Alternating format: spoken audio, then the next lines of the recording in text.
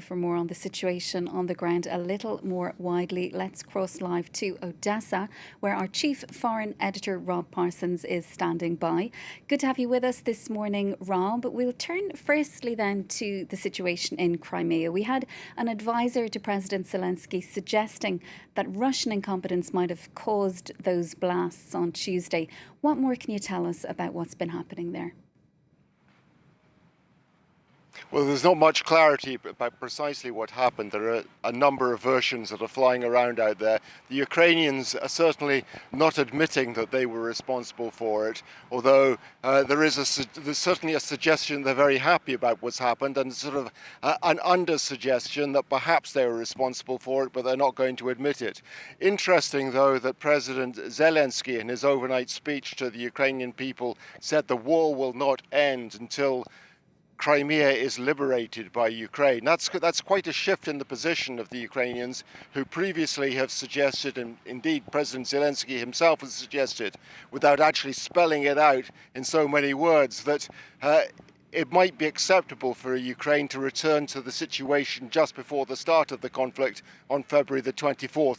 Of course, meaning by that Crimea could stay as part of Russia. This does seem to be a hardening of the Ukrainian position.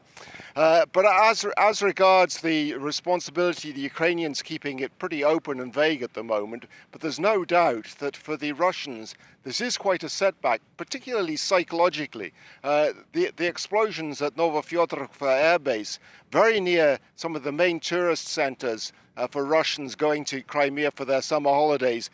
There are pictures out on the internet now, on social media, showing Russian tourists on the beach looking at these explosions, causing a bit of a panic on the peninsula. And the word is, of course, getting back to Russia, despite the efforts of Russian television to try to calm people down and to persuade them that this is all Ukrainian propaganda.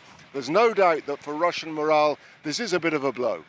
And Rob, just turning a little more broadly then, what is the latest on the situation on the ground? We've heard in the last hour or so that 21 people have been killed in Russian shelling in central Ukraine. Yeah, this is shelling of Dnipro, not for the first time, it has to be said. The Russians are continuing their artillery strikes against Ukrainian cities all along the east of the country, from Kharkiv in the northeast right down to the southeast, and Dnipro as well. 21 killed in shelling by the Russians as they attempt to put pressure on the Ukrainians and try to force them to spread their forces, in the knowledge that the Ukrainians appear now intent on a counteroffensive in the south around Kherson.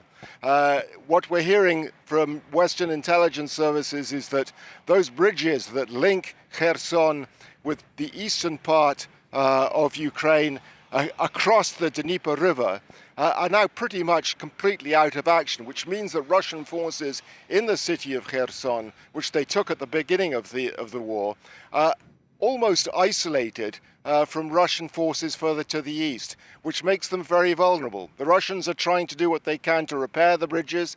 They've been apparently building pontoon bridges across the Dnieper River, but it's a difficult task. The river at Kherson is over 1 kilometer wide, so that gives you an idea of the technical problem that the Russians have in trying to supply their forces in Kherson. When this counterattack will take place, we still have no idea, but the suggestion then is it's going to come certainly before the autumn, if it comes at all. The Russians, meantime, face a dilemma of their own. Should they move troops from Donbass, where they've been maintaining an offensive over the last couple of months, down to the south and pause the offensive in Donbass, or should they carry on in Donbass and just hope that the Ukrainian offensive in the south never materializes? They don't seem certain in their own minds about what the best approach should be. Finally then, Rob, turning to where you are in Odesa, you've been meeting farmers who've been unable to export grain. What have people there been telling you? Yeah, I mean, it's a big problem for farmers here. That, obviously everybody welcomes the fact that ships are now taking the grain out of the country, not just grain, soya as well, sunflower oil, corn as well, when the harvest comes in a couple of weeks' time. But for the ordinary farmers of Ukraine, it's not really making any difference. It's the big the big enterprises that are getting their grain out at the moment. People who produce 300, 500 tons of grain a year are being ignored by the people who are shipping the grain out of the country. For them, it's catastrophic still. They've had grain sitting in their warehouses, in their silos for months on end.